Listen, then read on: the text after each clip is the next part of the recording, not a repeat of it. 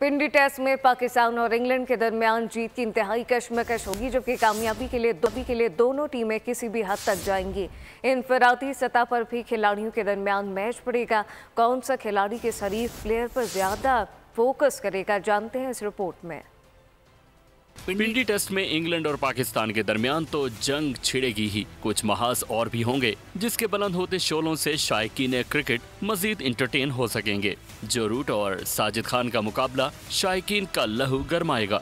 जो भी हो कामयाब, शायकीन को खूब मजा आएगा। बेंडिगेट और नुमान अली भी आमने सामने होंगे। दोनों की मुसाबिकत खेल का हुस्न और भी बढ़ाएगी। कामरान गुलाम और जैक लिच की पंजा आजमाई भी बहुत दिलचस्प होगी। सलमान आगा और रेहान अहमद भी एक दूसरे पर काबू पाने की कोशिश करेंगे। शोएब बशीर और मोहम्मद रिजवान का मुकाबला भी मैच को खूब तड़का लगाएगा।